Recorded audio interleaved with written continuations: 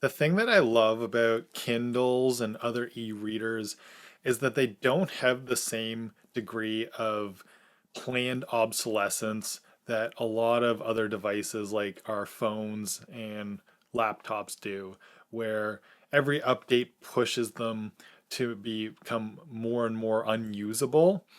But that's not to say that they don't eventually wear out or need to be upgraded. And that's also not to say that the companies that make these devices don't try to tempt us with shiny new versions that don't have a whole lot of new features. There's a recent uproar against Kindles because Amazon has announced that any devices older than 2013 Kindles are no longer going to have access to any updates, which also means that you won't be able to add new books from the Kindle store or even use your send to Kindle email address if you've got that set up to forward any ebooks to your device. That's always been my method for sending any ebooks that I purchase from outside of the Kindle or Amazon ecosystem to my Kindle device is using that send to Kindle email address.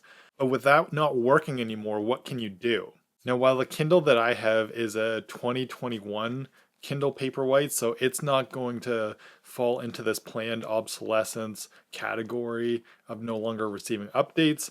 I did want to test this process out in order to show you how you can sideload books onto your Kindle if you've got an older version than a 2013 that you still like to make use of. And this should still work despite no longer being able to use that send to Kindle email address or purchase from the Amazon bookstore. I like to get a lot of my ebooks from places like ebooks.com so that I own the actual EPUBs rather than them being trapped in Amazon's ecosystem. That's a topic I made another video on, and a lot of people have talked about because book ownership is important to a lot of readers, and they don't want to have their ebooks that they purchase exist only on Amazon, and if it's no longer available in the Amazon store for whatever reason, you've lost access to those books that you've purchased in the past. So if you own an actual EPUB copy of the book, at least you can always store that copy and back it up or read it on other devices at any time. So this is what the process looks like to sideload or add an ebook directly to your Kindle without the send to Kindle email. You'll need a USB cable. With this Paperwhite, it's a USB-C because it's a newer model. Likely, if you're doing this process, and I would suggest only doing this if you can no longer use the send to Kindle email. I personally like the way that it works and it's a lot more seamless if you're using something like Calibre, which I've talked about in another video. So first off, it's important to know that most of the books that you're going to find and purchase online, even somewhere like ebooks.com, are typically going to be in an EPUB format, and you can't directly sideload EPUBs onto your Kindle. You're going to have to convert it first, and that's where Calibre comes into play yet again and saves the day. So the format that works best for this is AZW3, and thankfully it's very easy to actually just convert your EPUBs in Calibre. So if you're using Calibre, which I recommend you do as a way to manage your ebook library, especially if you're not depending on the Amazon ecosystem or any other, whether it's Kobo you're getting your books from, or Apple Books, any of the platforms, it's still nice to kind of have this separate place to organize your library and manage the ebooks that you own and kind of store on your own devices as well. So I'm going to go through this process for a book that I don't yet already have on my Kindle device, which is one of the first James Patterson books in the Alex Cross series. I started reading them from the beginning and am getting hooked into the series and want to continue reading more of them. So I wanted to test this process out just to be able to go through and show you how to do this in case you ever do need to sideload books, or if for whatever reason a book's not being added to your Kindle directly with the send to Kindle email, you can try using this sideload option as well. So the first thing that we want to do is you can see that I've got the EPUB version of this book and this button at the top of Calibre to convert books is what you're going to do. Make sure you click on the book first, and then it's going to pull up. You'll see over here the input format, and then the output format is over here. I think typically it is by default in MOBI, but AZW3 is the better one to go with. And that's all you really need to do, and click OK.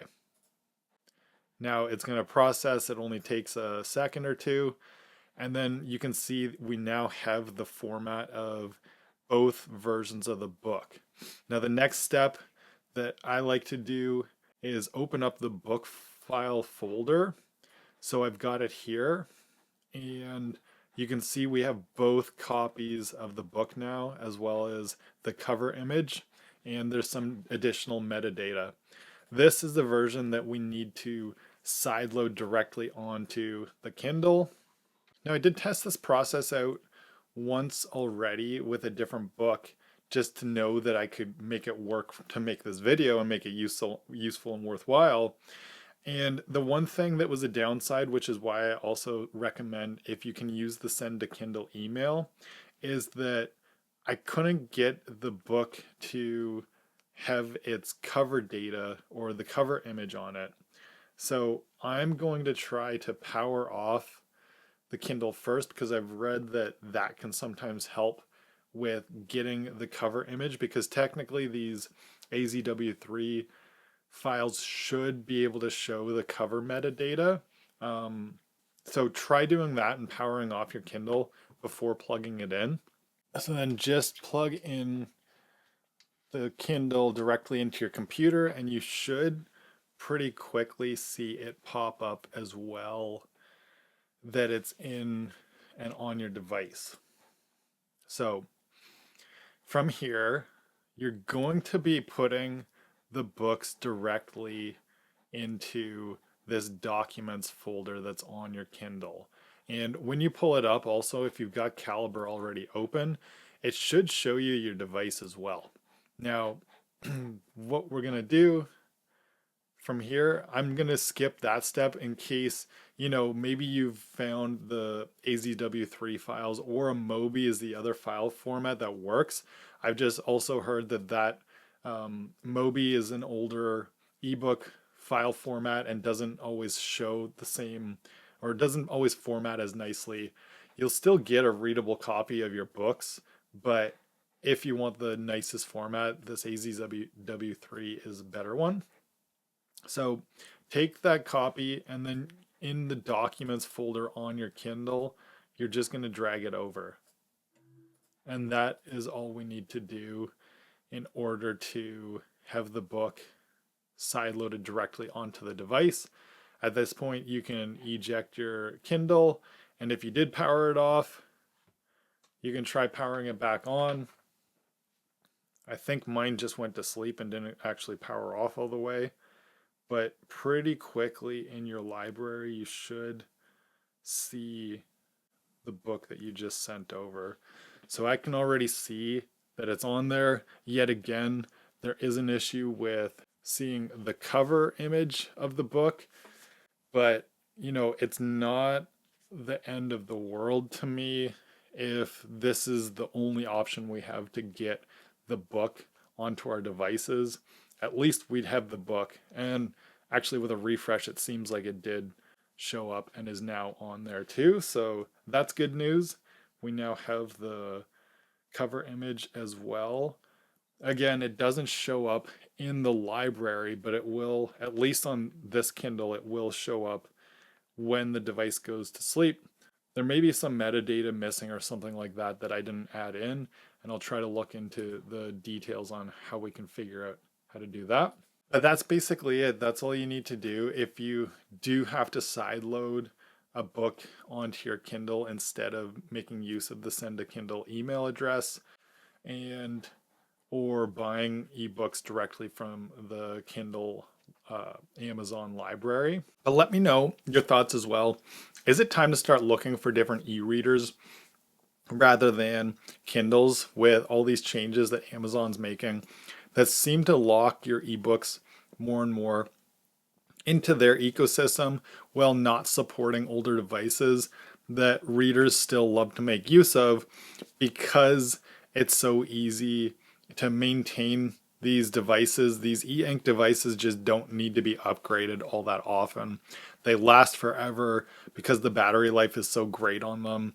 You don't have to worry about the battery dying all the time, even if you've got an older device. And when you're just reading a black and white e-ink screen, it's not like the fancy upgrades really mean all that much to you if you just really enjoy reading your books on the same device you've had forever. Is it time to start looking at different brands or different manufacturers of e-readers? I think that Kobo's doing a lot of great things as well with their devices. I still love my Kindle and read on it every single day. And again, this one being a 2021, there's no plan for me at all to upgrade it anytime soon. I think it's going to work flawlessly for years to come. But maybe this is the final straw for you and you're looking at switching over. So let me know what your thoughts are. And if you do make use of this side loading, or if you've got any other questions on how to better manage your library of Kindle books or Amazon books and what's on your Kindle, let me know in the comments as well.